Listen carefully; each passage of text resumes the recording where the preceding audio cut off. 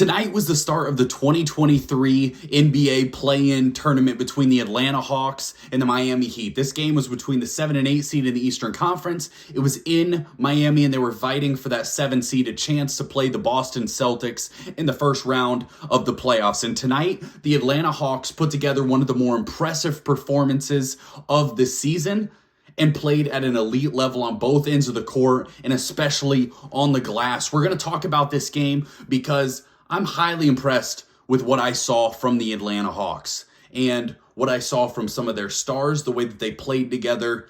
And when this team is playing at its best, they can really compete with anybody. We are going to touch briefly on the Miami Heat probably at the end of this video, what I see from them. They will have to play against the winner of the Bulls Raptors for that 8 seed, so we're going to see what happens there with Miami. But tonight I want to focus on the Atlanta Hawks and what I love so much about the way that they played tonight. Before we get into it, take a second to subscribe to the channel. We're about to hit 1,200 subscribers. As the playoffs hit, we're going to be doing videos every single night. We're going to be talking about every team in the NBA, breaking down games, going to be as objective as possible, and just kind of talk about what I see, analyzing what we are seeing on the court. So make sure that you subscribe. It's going to be a ton of fun, and I can't wait for the rest of this playoff run. So the Atlanta Hawks won 116-105 behind big performances from Trae, who had 25 points, 8 rebounds, 7 assists. Clint Capella had 4 points, 21 rebounds. Sadiq Bey off the bench had 17 points. Bogdanovic had 14 points off the bench. Jalen Johnson had 10 points, 7 rebounds off the bench. Okongwu had 12 points, 4 rebounds, 4 blocks off the bench. And then Dejounte Murray had 18 points. John Collins had 10. Tonight, the Atlanta Hawks dominated on both sides of the court, but the story of this game was rebounding. And it started with Clint Capella, and you never expect that the star of a postseason basketball game would be a guy who had 4 points. But with 21 rebounds, they dominated the glass. The Atlanta Hawks won the rebounding battle 63-39. And what I'm so impressed about is the fact that the Atlanta Hawks shot like hot garbage tonight from the three-point line. 24%, 10 of 41 from the three-point line, and they found a way to win. That's the stuff that carries over when you get into the playoffs. This Atlanta Hawks team is 7th on the season in offensive rating, so they're a good offensive team. And tonight, I mean, to be honest, they didn't really have it when it came to that three-point line, a place that they have players on the court that can definitely shoot the three ball, but their ability to get offensive boards with 22 offensive rebounds to the Miami Heat 6, getting second chance points, getting new opportunities for their players. I thought it was unbelievable that the way that they rebounded the basketball and the way that they defended. When you talk about defense, there's playing defense, getting stops, but getting a rebound and securing the end of that possession proved to be important tonight because the Miami Heat weren't able to do so, and the Atlanta Hawks were able to do so. Trae, to me, played fantastic. He was 1 of 8 from the three-point line, 8 of 18 from the field, and you could argue, those numbers aren't amazing, but the way that he set his teammates up and the way that he flowed within just kind of the way that the offense was set up, I thought was incredible. I really like the way that Quinn Snyder is able to use Trae a little more with that pick and roll, because I think he's really good in that with, John Collins, Clint Capella setting screens. And even Okongwu tonight with 5 of 6 from the field, 12 points off the bench is incredible. So Atlanta really dominated in the trenches of this game. And I think that when you're looking forward to a series against the Boston Celtics, a team that, isn't dominating on the glass, that's something that could carry over if you're looking for opportunities where Atlanta could take advantage in that series. So Atlanta on the season is 10th in rebounding. So they're not a team that's been the tippity top of rebounding on the season, but tonight they came out there. The effort was unbelievable. I can't tell you how many times that, especially in the second quarter, they won that quarter 29-23, but I thought the way that Clint Capella was rebounding, getting offensive boards, dishing it to his guys for easy dunks and for easy buckets or wide open three-point looks, I was truly, truly impressed. And I think that that's something to watch going forward. The Atlanta Hawks are 7th in offensive rating this year. So they're a very good offensive team. They struggled a little bit on the defensive end of the court, but all in all, I thought they did a good job tonight. I don't think they gave up a lot of easy buckets.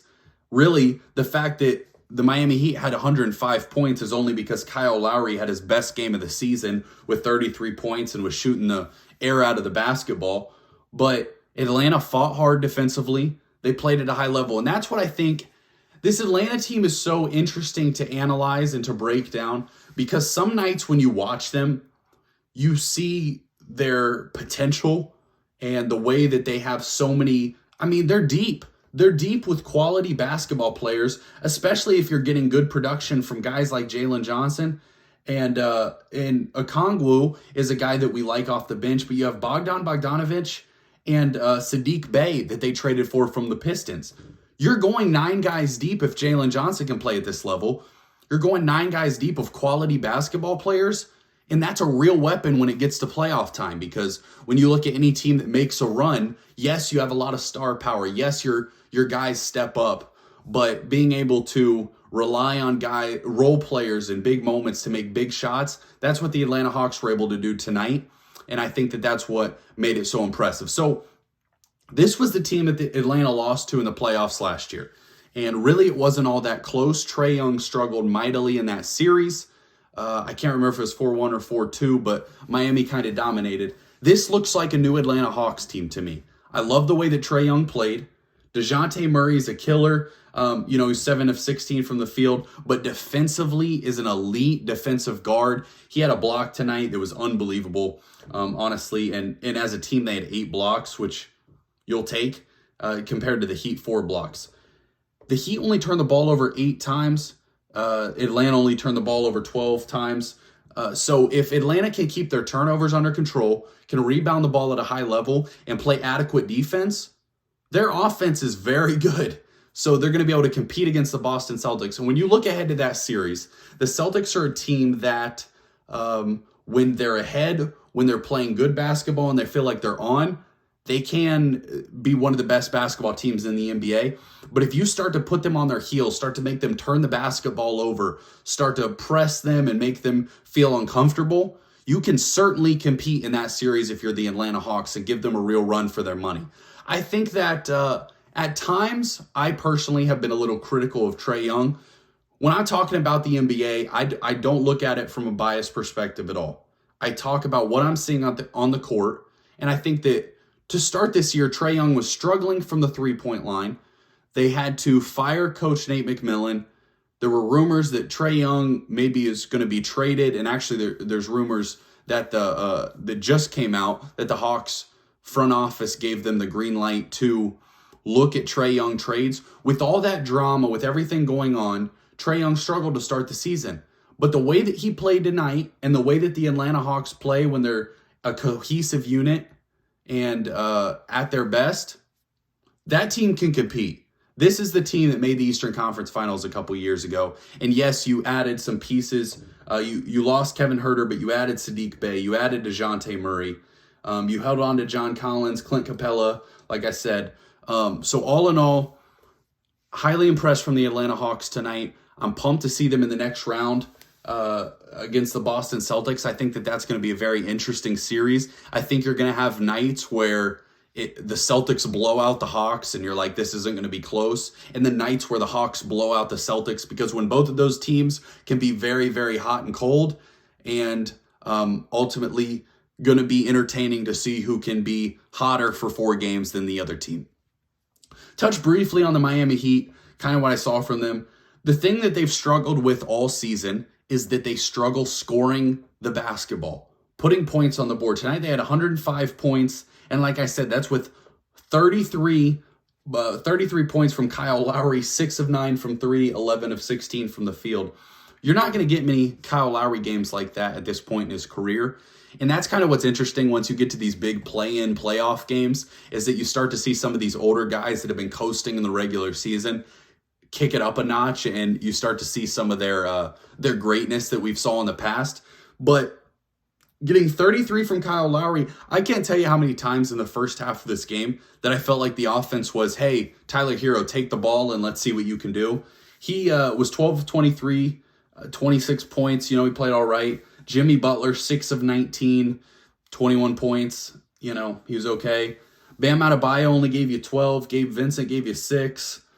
Max Strus 3. And then you're getting no production from anyone else. So in order to compete, right now, your best case, if you make the 8 seed, you're playing against the Milwaukee Bucks, which are an elite defensive team. You could argue the best defensive team in the NBA when they're fully healthy. So Miami's going to have to find a way to generate some offense, whether that's bringing Duncan Robinson in and seeing if he could hit some threes. But really going forward, this Miami Heat team's in a really bad spot. If you look at their contract situations for the next 2 to 3 years, they really don't have a way out of this. They're paying Kyle Lowry. They're paying Tyler Hero. They're paying Jimmy Butler, Bam Adebayo a bunch of money, Duncan Robinson a bunch of money. This is kind of what you're stuck with. So you're going to have to find a way. You can't be paying Duncan Robinson $20 million a year, and he's not playing. He's literally not on the court at all. Victor Oladipo played 9 minutes, had 0 points. Cody Zeller only played 4 minutes, 2 points. Caleb Martin, 0 points. Kevin Love, 2 points. Max Strus, you had 2 starters that combined for 9 points. In order to compete and have a roster that's going to play at a high level, you got to get more production. And the Miami Heat are always going to scare you in the playoffs because it's just what they do. If a game is tight down the stretch, you believe that Jimmy Butler, Tyler Hero can get you big buckets. But this year, I just feel like they don't have the firepower, and I don't think that they're going to be able to compete with the Milwaukee Bucks because I just don't think they can score enough. I don't think that you can go in as the 30th ranked scoring team in the entire NBA and expect to compete. So all in all, impressive performance from the Atlanta Hawks. Little disappointed in Miami. We'll see if they're able to bounce back against, the Hawks or the Bulls or the Raptors in Friday's game. But that's all we got for you when it comes to tonight's basketball game. We're going to be breaking down this Lakers Timberwolves game that just started, or it's about to start here in a couple minutes. Make sure you subscribe to the channel. You don't want to miss any more conversations. Appreciate y'all watching Cyborg out.